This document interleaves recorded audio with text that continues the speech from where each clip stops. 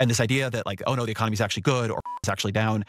Yeah, I think one of the funniest aspects is like, yeah, I wonder why the cities are experiencing a red shift. Blue cities, especially under blue leadership, especially. Maybe it has something to do with the fucking housing market. Maybe it has something to do with the affordability crisis making people go crazy.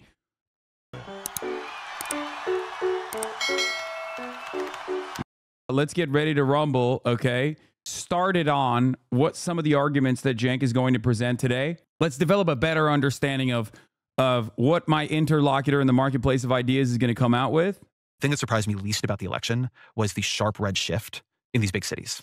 Because if you just talk to anybody who lives in them, they are furious. And this idea that like, oh no, the economy is actually good or it's actually down.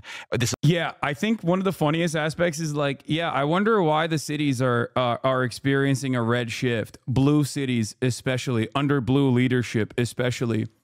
Maybe it has something to do with the fucking housing market. Maybe it has something to do with the affordability crisis making people go crazy. And on top of that, people getting priced out of the housing market is creating more homeless people, which many people is seeing as a reflection of crime rising dramatically, even if it's actually not. I don't know. Probably not. It's probably because crime is actually out of control. People are being murdered on the streets every single day, nonstop. How does voting red fix that? What do you mean voting red? How many times have I talked about this? People don't vote Republican because they're like, oh, you know, these guys are making reasonable policy prescriptions to the problems. They're just addressing the anger and very, very clearly looking at the anger that people have and then redirecting it to whatever the fucking notion is in their hearts. Like being like, yeah, you're mad because the cops are trying to do their best jobs. But honestly, despite the fact that they're getting $7 trillion every fucking day to do the job possible, it's actually not the police that's at fault here. Okay? You know who's at fault? You, the wokes who are making the police upset, the wokes who are saying that cops are doing a bad job. Don't say that cops are doing a bad job. Don't ever say that.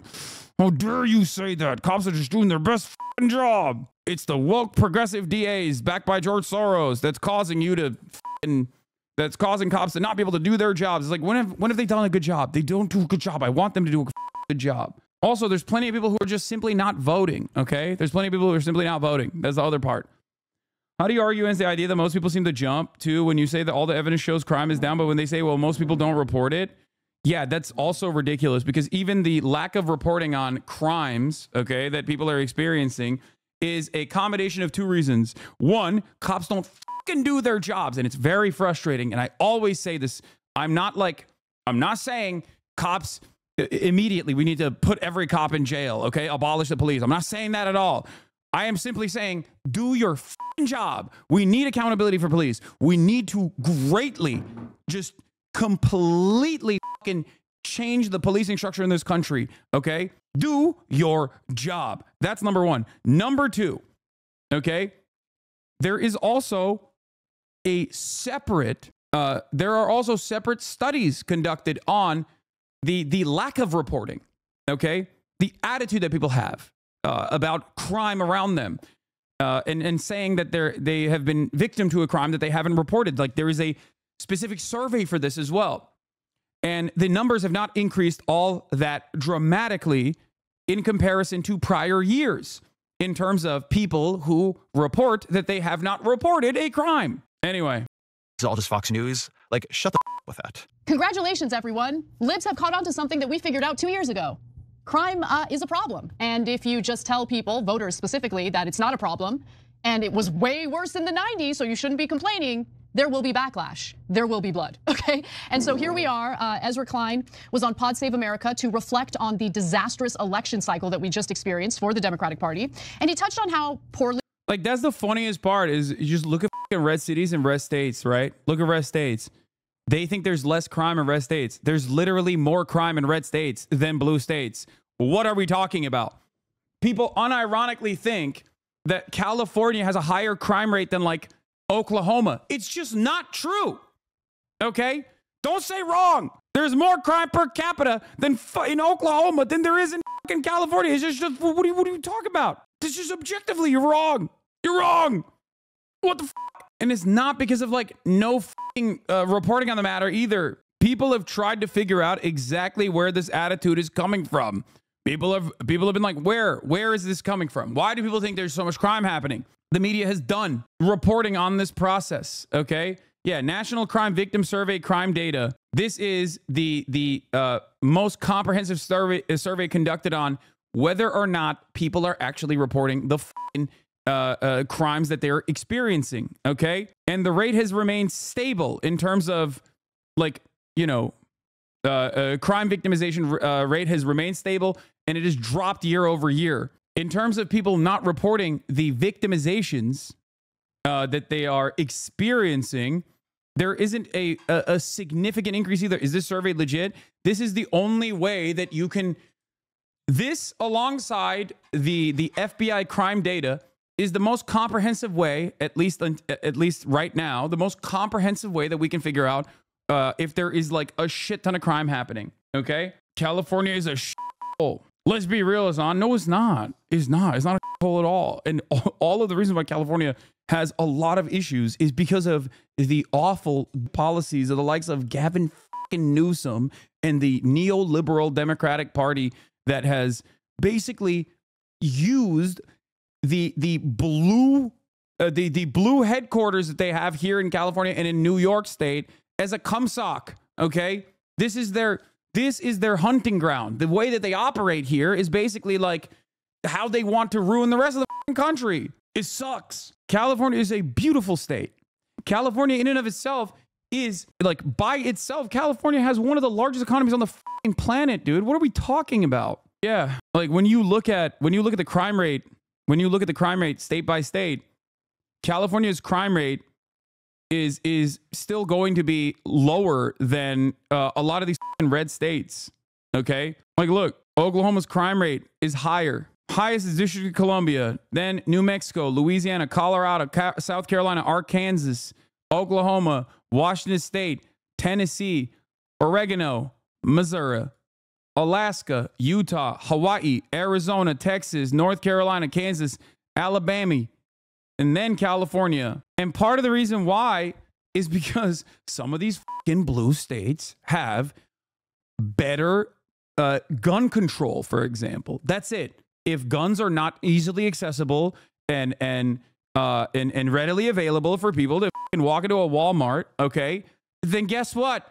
There's going to be less gun violence. That's it. It's like that simple, okay? It's shit like that. Even with population density, the fact that, which is, you know, one of the higher markers of crime, if you have poor people slammed next to people that have, you know, more wealth, there's going to be more crimes, okay? Population density increases the likelihood of crime. And even then, these states that have higher population densities, blue states specifically, because higher population density also means more likely that you're going to be blue. Okay, you're going to vote Democrat. And even then, with the exception of DC, a lot of these states that have higher population densities, like big cities, for example, where people are living next to one another, have lower crime rates all around. Where the hell is Unc? He's going to be coming later. He's going to be coming in half an hour. Anyway, Jose did a video on this, and I kind of want to watch it. I kind of want to see what Jose's video looks like. Blue cities have been run by progressive leaders. Got to keep it real. And so here's more of his argument. Here's more of his revelations, and then we'll break it down further. The sense of disorder, right? Illinois has the strictest gun law. You're wrong. That's really interesting that you say that, because Illinois still has a fucking lower gun violence rate per capita than not the national average, if I'm not mistaken, or it could be lower than the national average. And I wonder why Illinois still has a lot of gun violence.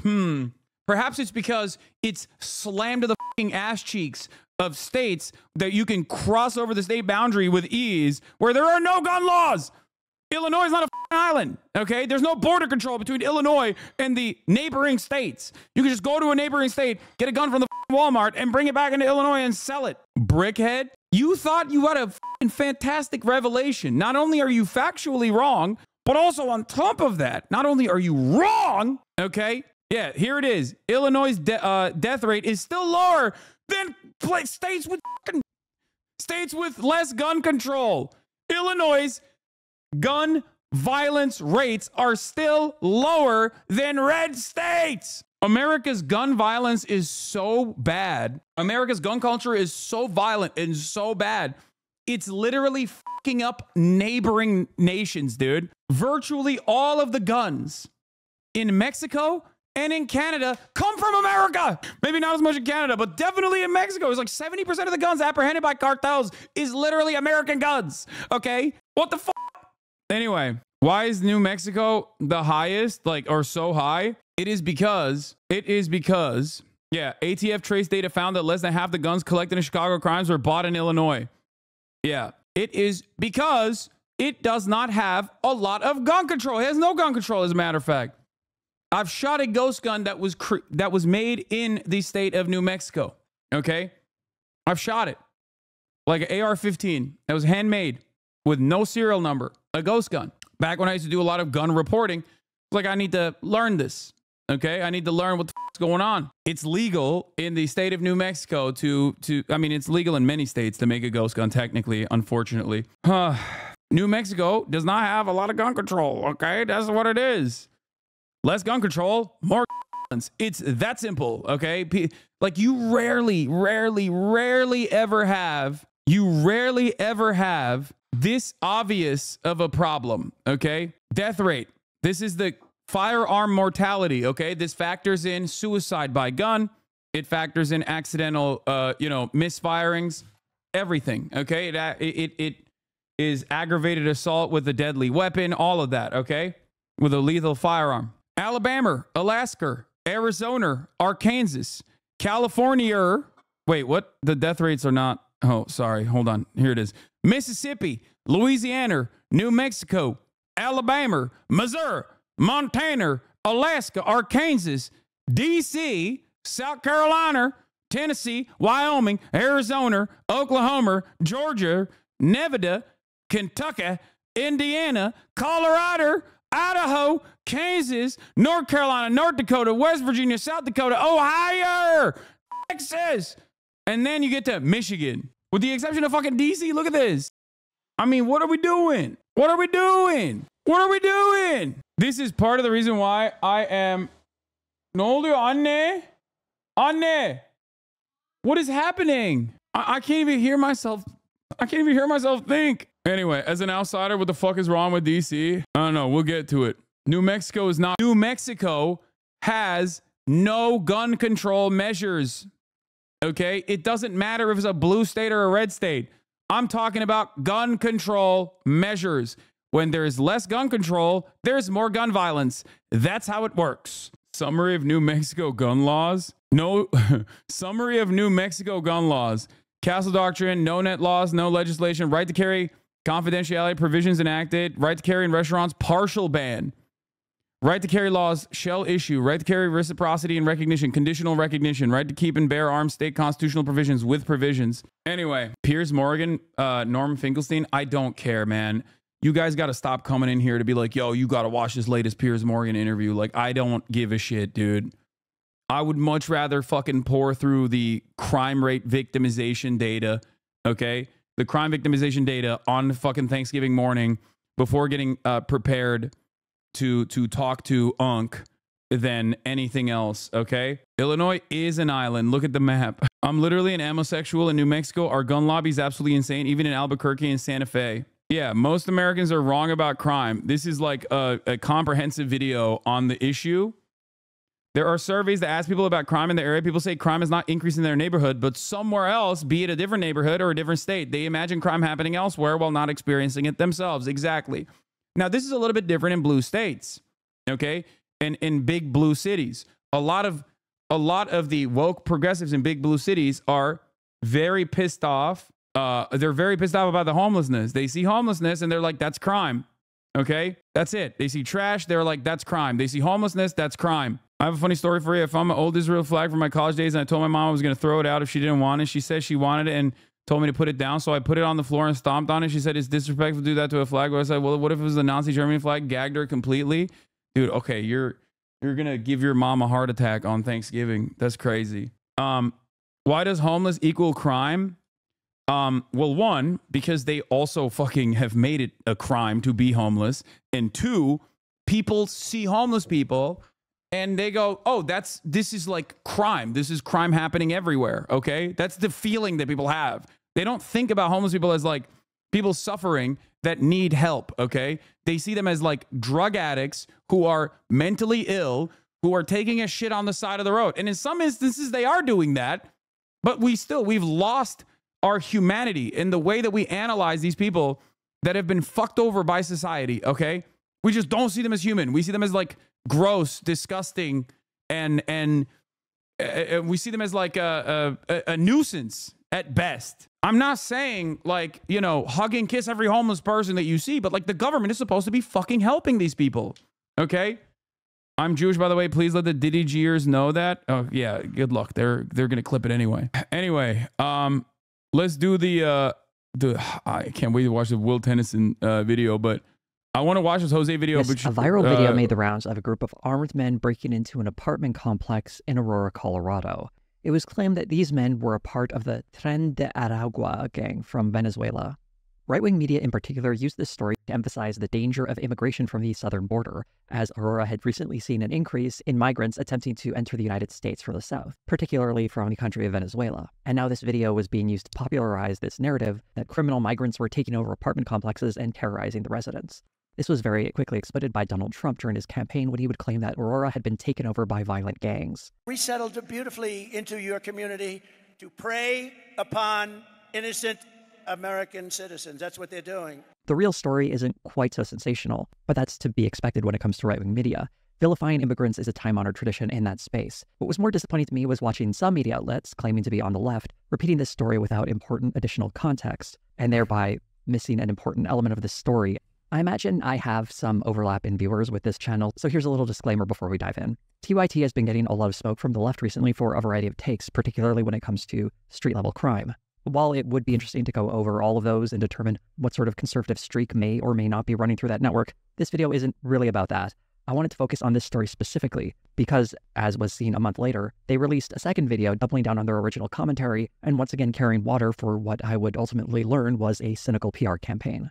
Also, as a note before we begin, since this story has had numerous developments since with lots of contradictory information coming out, I wanted to be careful to cite sources that would have been publicly available before this video was originally published on the main TYT channel. I'll be touching very briefly on those additional developments at the end of this video, but for now, I really want to focus on the video titled, Venezuelan Gang Takes Over an Apartment Complex, or Did They? Which did a terrible job of... This is something that me and Marat both love, you know, paying attention to, tracking Cenk's political journey throughout the last couple of years. So I don't hate on Cenk anywhere near as much as Hasan does. I just want to make that abundantly clear. I don't. First of all, I want to make it abundantly clear. That's Unk. I love Unk. Yeah, that's crazy. Look, the uncle-nephew bond, regardless of political disagreements, is stronger than anything else. Okay, blood is thicker than water. Okay, never forget. Never forget. Marat actually, unfortunately, shaved his fucking beard, and I'm really mad. Bro, I got a haircut last night, and then this morning I looked like one of those hudges that have like this slick hair and like the untamed beard. Yeah, you looked sick. Your beard looked amazing. No, we're not doing His beard was like this, chat. I literally shaved it like an hour ago. I'm so sad that you shaved. I mean, it's still long. He's so skinny, chat. He's like lost too much weight. He's like catching up to me actually in weight loss. We're about what, 8 pounds apart right now? Yeah, he's like 230 something. He needs to put on some fucking muscle mass though. You know what I mean? Beard police. We really are a Salafist community. I know. I told him to invoke the holy principles of Islam. You know, the important principles of Islam is halal to have a good strong beard, and it's haram to shave it. But he did it anyway. He wouldn't listen to me, and he did it. Okay. Stop insulting all the men in your life. What? Dude, look at this. Look at how insane Twitch streaming is. Where like someone can come in here and be like, I am going to micromanage parasocially the relationship that you have with some of the closest individuals in your life. Wait, are they talking about Cenk or are you talking about me? I meant that as a joke, lol. Okay. I thought you were being serious. All right, let's describing this story. This video was published on September 5th, 2024.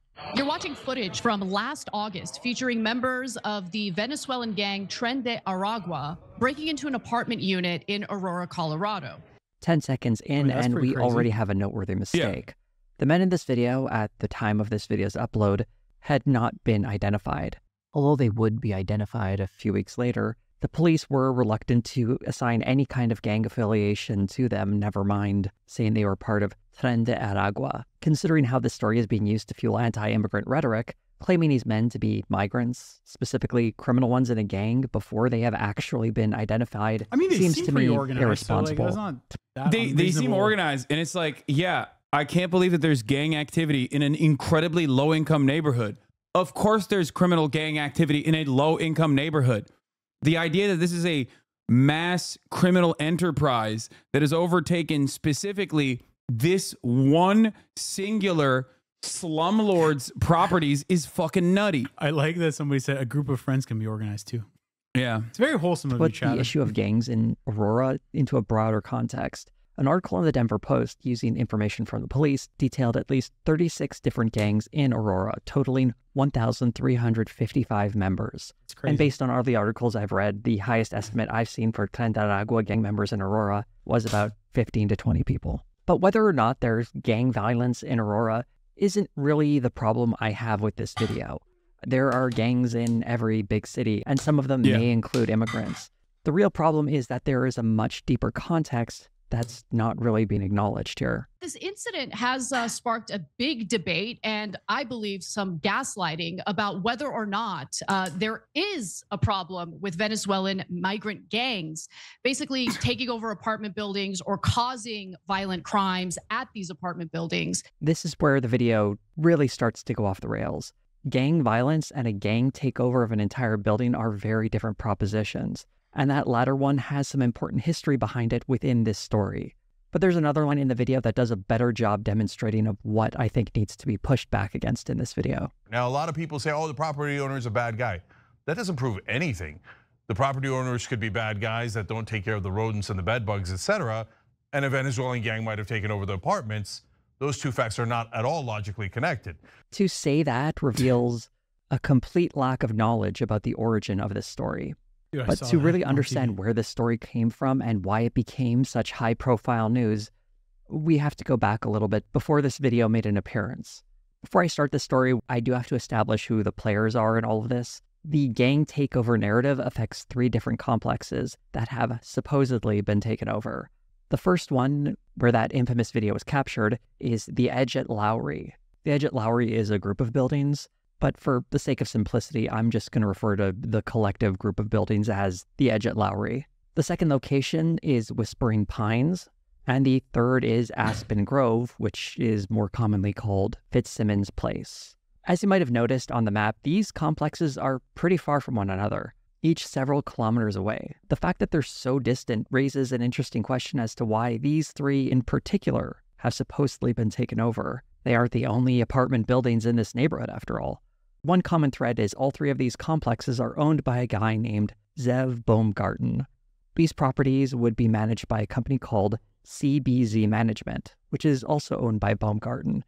After they were purchased in the intervening years, these properties would rack up dozens of complaints that were filed with the city. It also received a number of code violations. You can read some of these historic complaints online pretty readily if you look at the Better Business. Yeah, it's just how wonderful that this slumlord that was so bad that even like the libertarian state of Colorado had decided that there's like a genuine problem with the.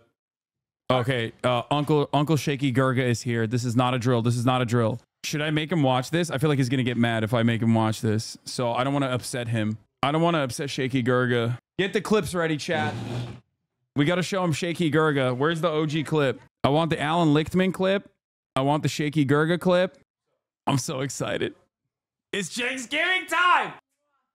Oh, wow. Aman yok bir şey yapmaz o. Okay, Kaya. Come here.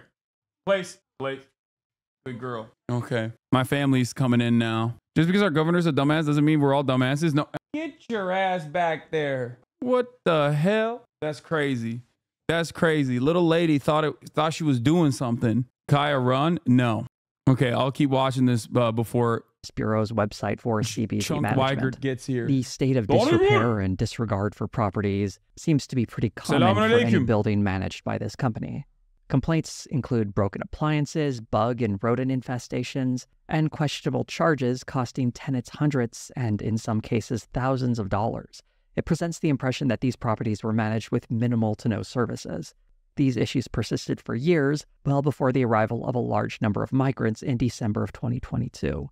That arrival, by the way, was part of Texas Governor Greg Abbott's project to bus various people who had crossed the border to other states. The total number of newcomers to the Denver area was just under 43,000 as of October of 2024, and it's estimated that half of these people have relocated to other parts of the country, either for better opportunities or to be with family members. These people are often labeled as Venezuelan. This isn't entirely accurate. Venezuelans make up just over a third of this population. The next most common group are Colombians and Mexicans, but being the largest demographic within the group, typically they are just stereotyped as Venezuelans. As the code violations and tenant complaints piled up, eventually the city of Aurora decided to step in regarding these three properties.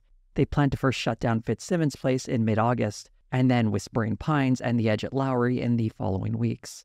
Baumgarten was facing 81 charges and was scheduled to appear for a trial on August 27th, and then again on September 5th for another 24 charges related to vehicles. All of these were for just one of the buildings, Fitzsimmons Place.